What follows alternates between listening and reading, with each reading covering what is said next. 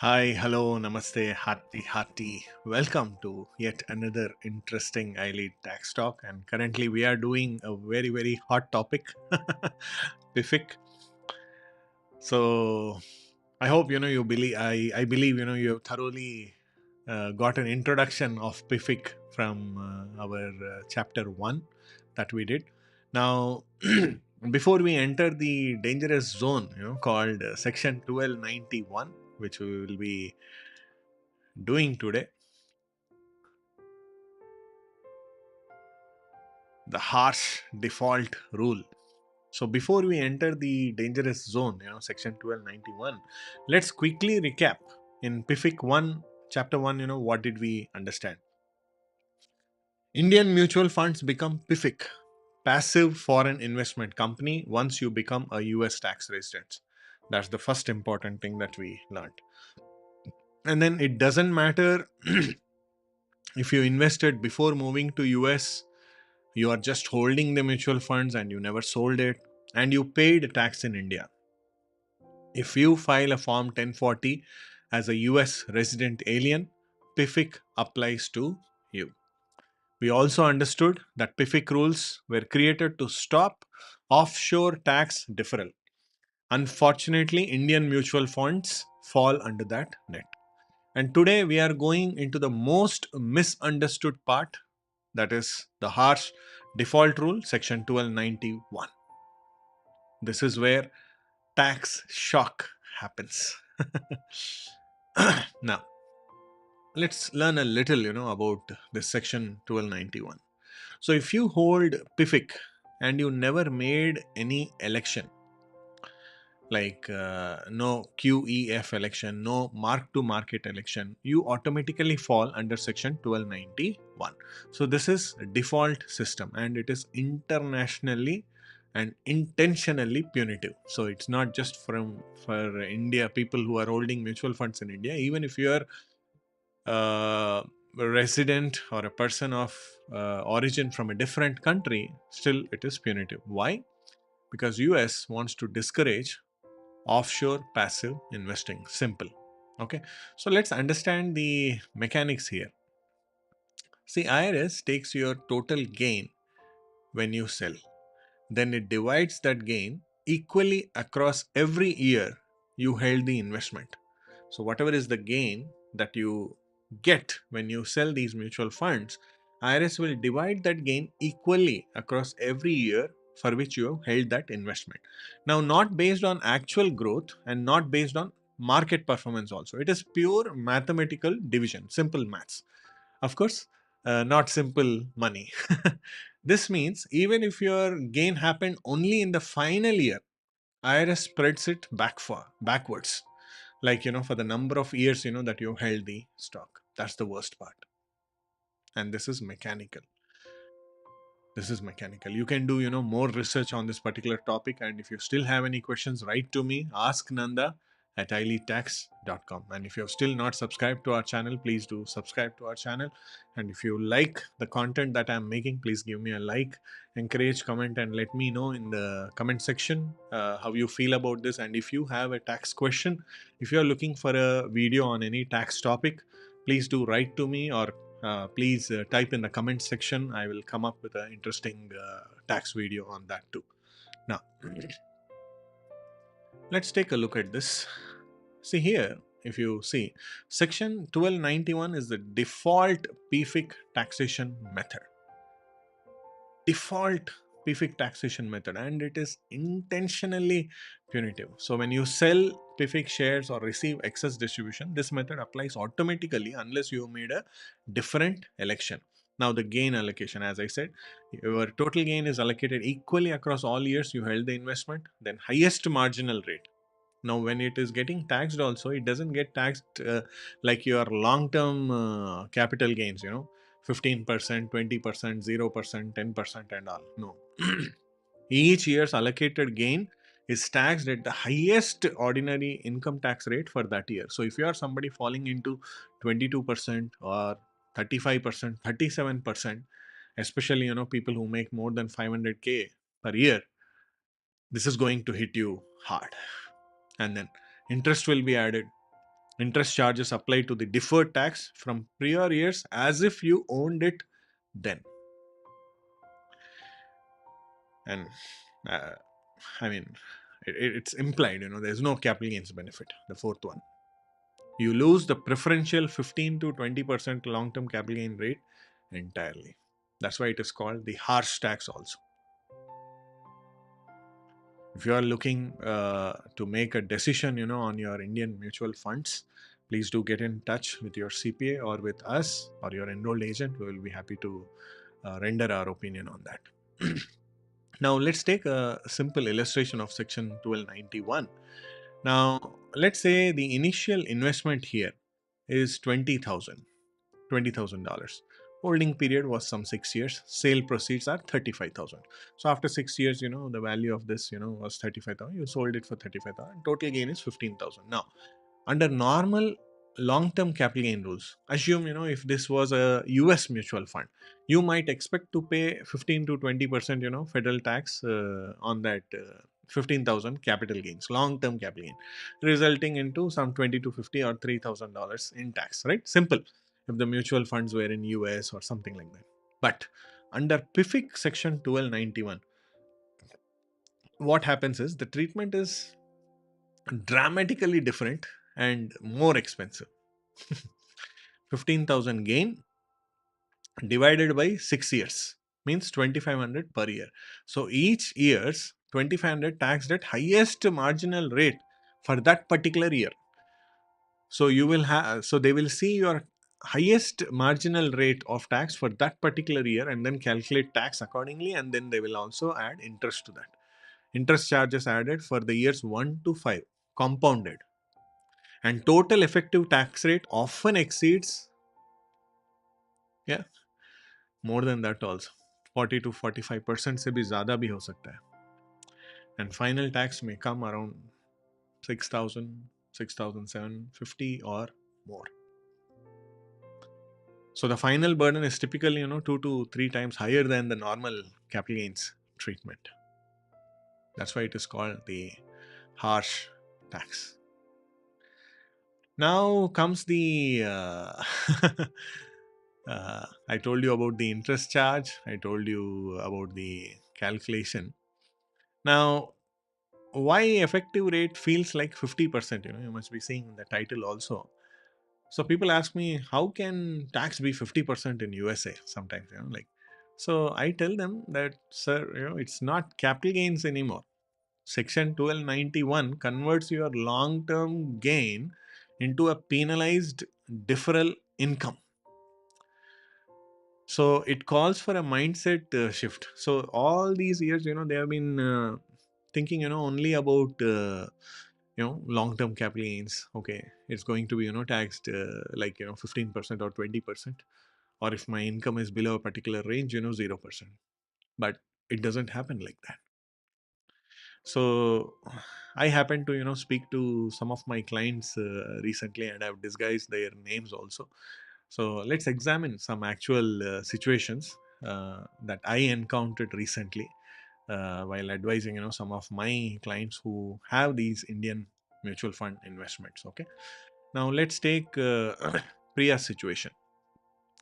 She's somebody on H1B visa status. She's an employee in technology sector, and she has been holding mutual funds for last several years, and the value of those mutual funds now is 1 crore rupee plus, more than 1 crore Indian rupees. And Priya reporting no PFIC forms were filed. Now Priya invested in Indian mutual funds while working in USA, accumulating a portfolio now worth over 1 crore, approximately $120,000. So she moved to the US on H1B visa 2 years ago and has never sold her mutual fund units or received any distributions. She never reported these investments as PFICs because she invested before becoming a US tax resident. Her reasoning seemed logical because I didn't buy these mutual funds, after coming to US. It was something, which I was holding, before I came to US. So this is what she said. I invested this money before coming to America. Why should I have to report it now? It's my old investment from India. So this is one of the most common misconceptions among NRIs, and it can lead to serious compliance issues as well. Now, let's understand, Priya's compliance reality.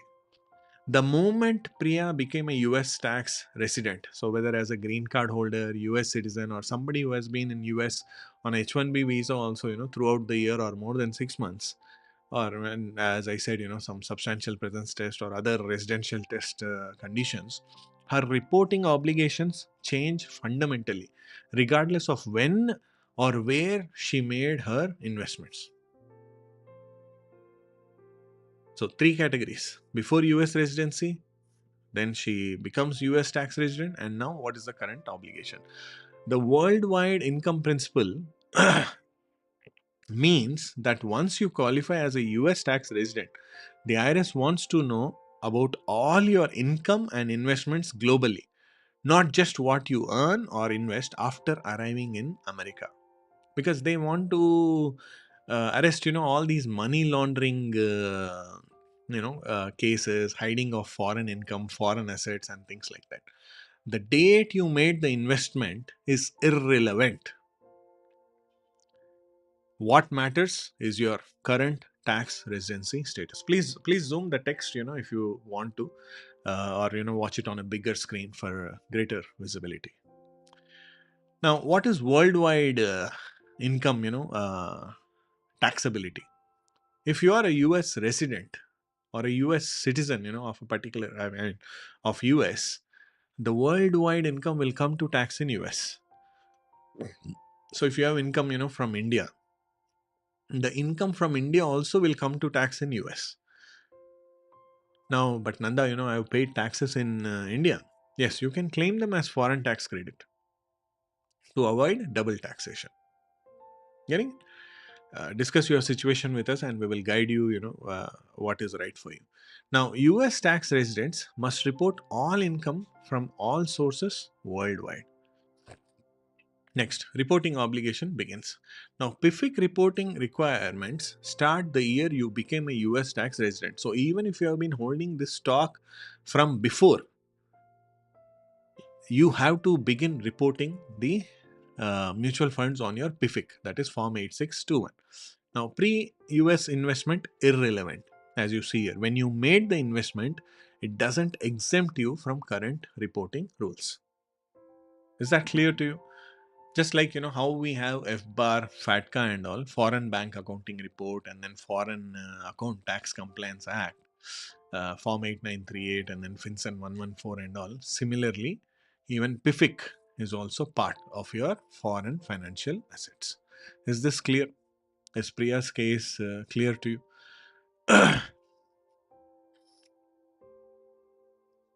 It may, surprise you, because she invested in India, never sold, never filed 862, and but the moment she became US tax resident, PFIC rules are attached to her. Now, when she sells, entire gain from the original purchase date falls under section 1291. No reset, no setup. That's why, residency change planning also matters. Let's take a look at our next client, Mr. Mohan. Mohan has been a green card holder since 2018, making him a US tax resident for over 6 years. His situation is more complex than Priya's because of his longer US residency and ongoing investment activity. Now, he is a permanent resident, green card holder since 2018.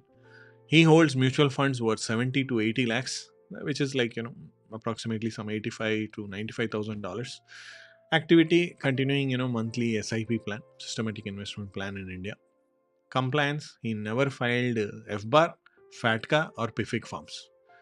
Intent is planning to liquidate the investments also soon. Anyways, I'm going to sell it, so I don't want to report or something like that. Now, Mohan's question reflects the anxiety many NRIs feel when they discover their compliance gap. So he says this: I have been contributing to these funds for years without reporting anything. Should I declare everything now, or should I just wait until I sell and deal with it then? Now, this is a critical decision point. Mohan faces multiple years of non compliance, ongoing contributions that may have created additional reporting obligations, and an impending sale that will trigger immediate tax consequences. The choice he makes now will significantly impact both his tax liability and also the potential penalties. Now, how does he fix this problem? I gave him four options. Let's say Mohan faces four distinct paths forward. The same, applies to you also. These are the options that is available to you also. Each with different implications for taxes, penalties, and peace of mind. Let's examine, his options now. As usual, like all, brave men say, "Jab aayega, tab dekh lenge." In Hyderabad, we say, "Dekh lenge." Continue ignoring. Risk level is high. Risk level is high.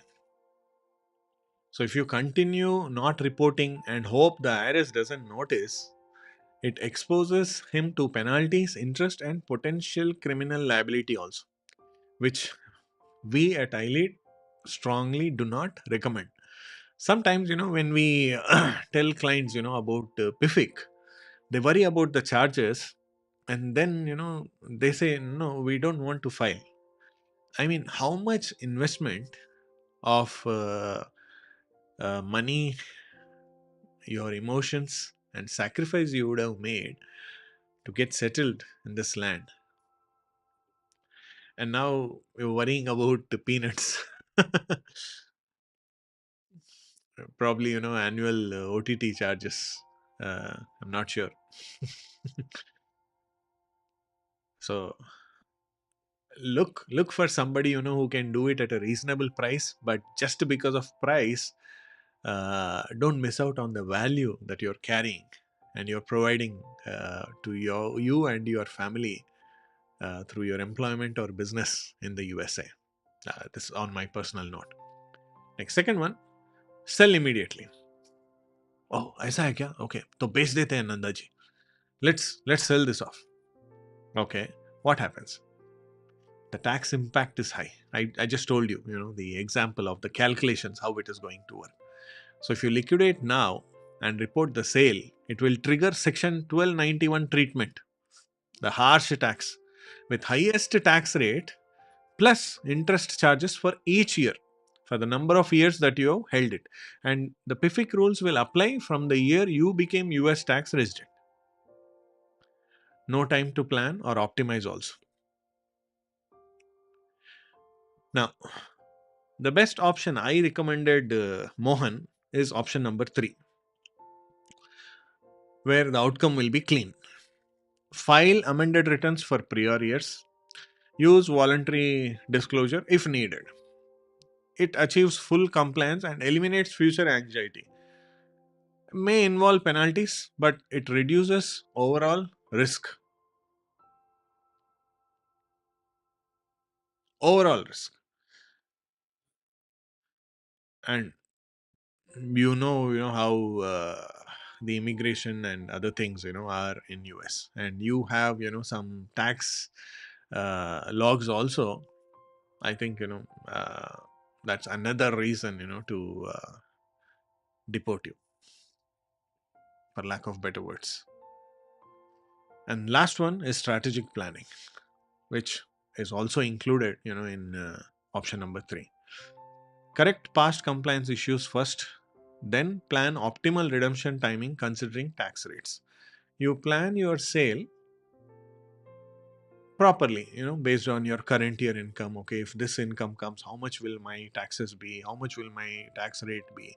Based on that, you plan the things. Do a mark to market election and a phased liquidation, not everything at once. Piecemeal, liquidation, piecemeal disposal, and you will have a best overall outcome. This is a free content. I'm making it available, which usually CPAs or EAs charge you a lot to explain this topic also. Reporting before sale is always safer than waiting. I repeat, reporting mutual funds that you have in India before you sell them is always safe than waiting for the sale to happen or waiting for IRS to come and knock you. Once you sell, you have triggered the tax event and lost the opportunity to explore strategic elections or phased redemption plans. So, if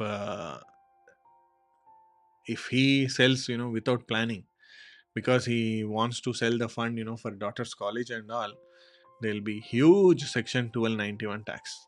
But if he plans first, there are structured strategies. So timing decides the outcome. So please plan, your things properly. I'll take you to the chapter 3 in our next session, but I'll let these things, sink within you, so that you understand these things better. The biggest mistake, that I see clients make is they want to redeem first and then think later or plan later. But I would say reverse that. Plan first and then sell later.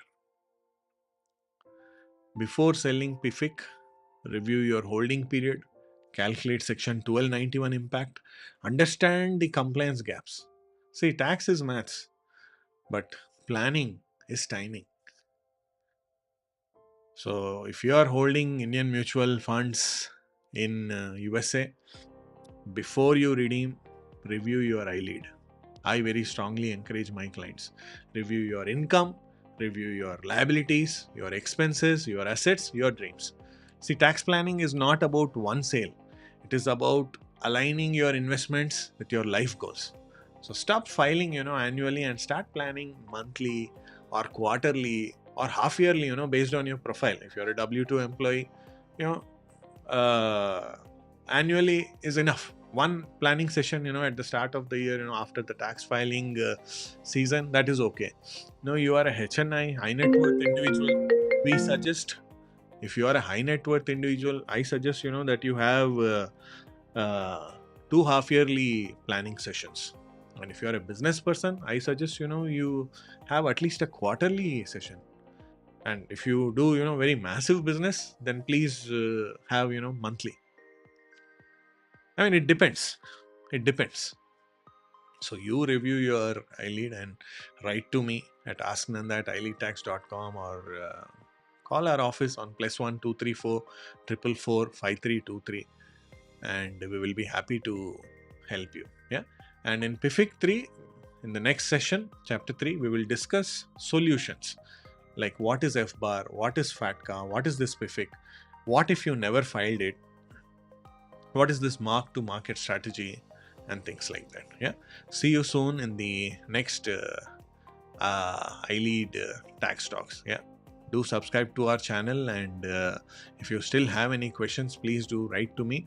And many people, they still don't have awareness about the topics that I'm now talking to you. So I very much encourage you to please share this video with at least one person in your family, friends, or colleagues, and they can always write to me if they have any questions. Yeah. Take care, and I'll see you soon in the next iLead tax talks. Take care. Bye bye.